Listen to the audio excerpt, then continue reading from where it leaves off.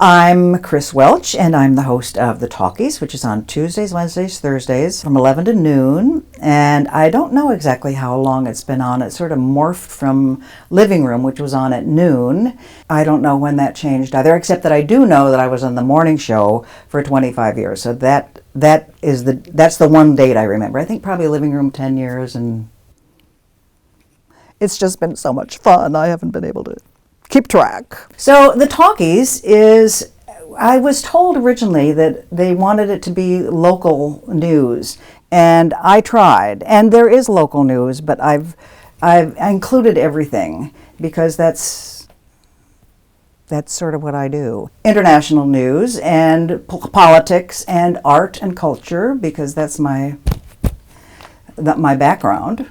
And it's just fun talking to people. That's what it's about. And listener callers. I love that part too. Well, I came to the station fresh off 4 years out of the country. Introduced me to all kinds of people. I'm a small town in the Middle West, and it was just sort of wow. And things that I had known and believed about racism and sexism, etc. Sexism was sort of newer. Racism I'd been thinking about and worrying about for a long time, but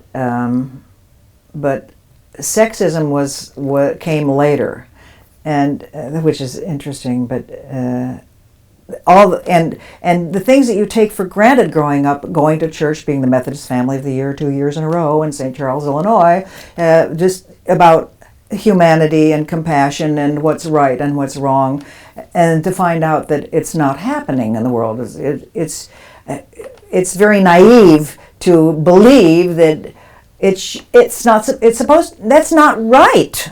So anyway, that's still where I am, and KPFA gave me the grounding. So I came up here and I knew I was very good at communications.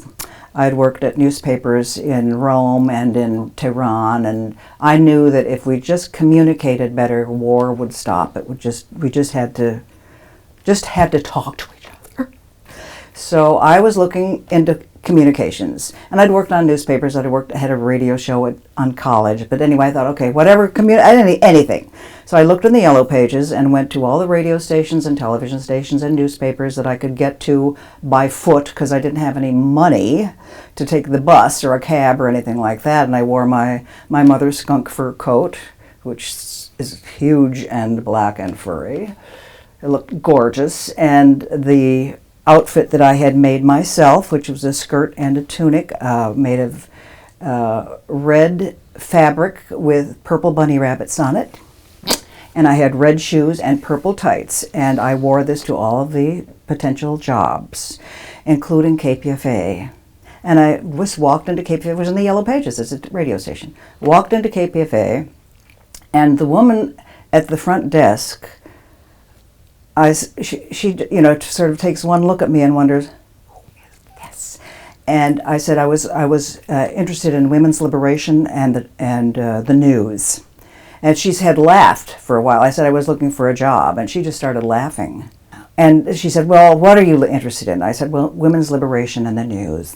And she said, well, there's a women's meeting here on Friday, and you can come to that. Because the women had just, like 6 months earlier, broken away from the regime which had been prior, which all the women were secretaries. Can you imagine secretaries at KPFA? I've never seen a secretary.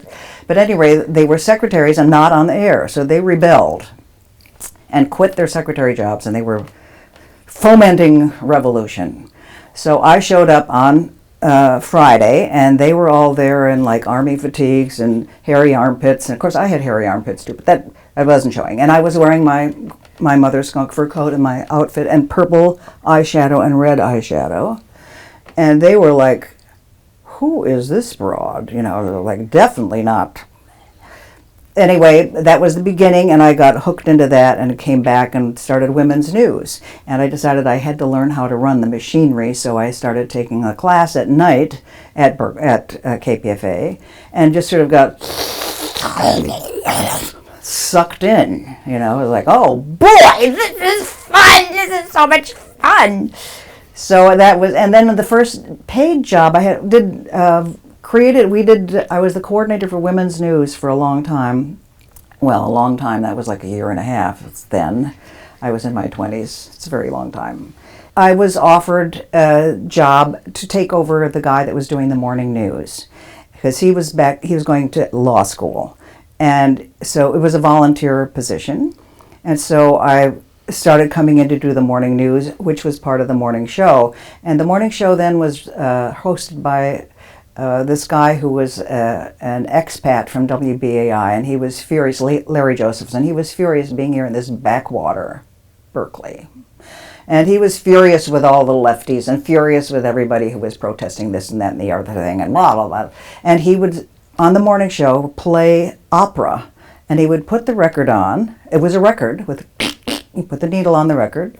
And he would go downstairs and go outside and buy himself a bagel or two and maybe wander back in later. And meanwhile, I would be back in the newsroom, and I would get a phone call from a listener saying, Kris, there's nothing on the air. And so I would go in there, and the record was going, I knew nothing from the machinery, so I would simply pick up the needle and move it to another place, or turn but that I could do. I didn't know anything, what was on, where it was, and anything. And then we started it became the Kris and Larry show, because he would make a smart-ass remark and I would make a smart-ass remark right back. And we had too much fun.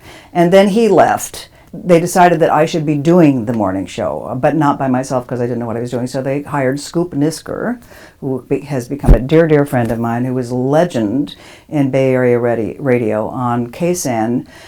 He did the news there. And he ended every newscast with, if you don't like the news, go out and make some of your own. And he came over here and started us off on the morning show on April the 1st of 1972. So I guess I got here in 71.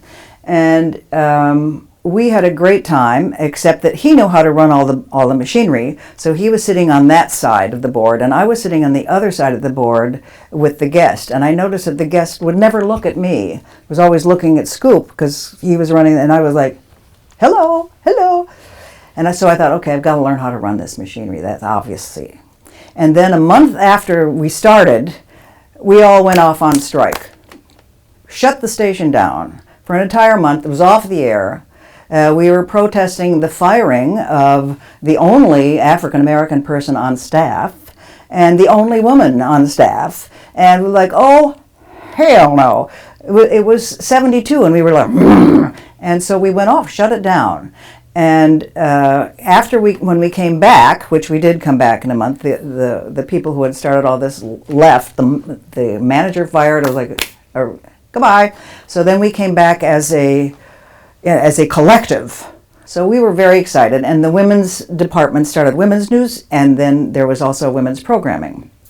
Well, we've had a lot of very powerful women here at KPFA, and in powerful positions. And I didn't have anything to do with any of that, except that I was part of the women here. But we've had women managers, we've had women program directors, which we still do. We have women development directors. Women did everything.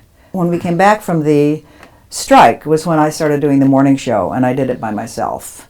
As a result of the job, especially the morning show, I was called to MC tons of things, comedy shows and anti-war demonstrations and anti-nuke things, and I'm always honored to be invited to be on a panel or mostly MCing. I'm much more happy being MCing than on a panel, but maybe a 10-year career as a singer during all this time, and also a 10-year, almost the same time, career as a working actress. And it was then you want to be seen for your talents and abilities, not like, oh, that's Kris Welch, I didn't want to be.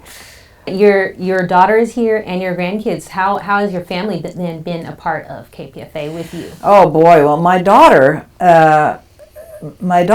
just about grew up here. She was here all the time, and because I'm a single mom, and she knows everybody here, and she knows how things work, and she knows what things don't work, and I remember when we shut the station down or they did, and the police came. Our manager then was Nicole Sawaya. They were trying to fire her, or they wanted her to do something that she was refusing to do, so they fired her. And that was the bottom line for us. They'd been pushing on many levels for a couple of months, and we finally just, that's it.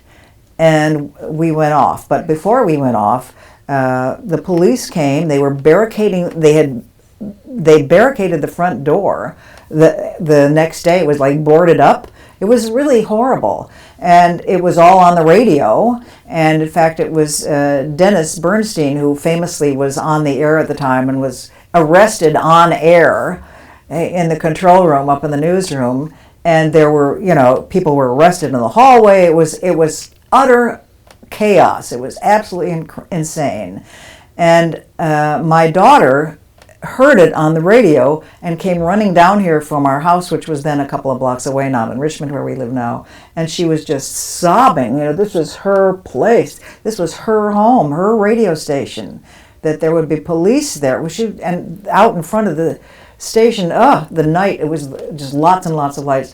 Subsequently, there was it looked like a homeless encampment, but people put up tents and blockaded the street out in front to protect the station. There was a march later of 20,000 people marching through Berkeley to protect the station and demand that these folks leave and leave us alone, which they eventually did. But so there's a lot of excitement in the history here. It's so important. It means so much to so many people. Now I'm going to get it all. Anyway, it has been my spiritual and physical and social home for all these years. Wow, I see several times you really get emotional when you kind of really think about your time here at KPFA. Yeah. Great. Well, once you've lived a long time, you've got a lot of stories. Anyway.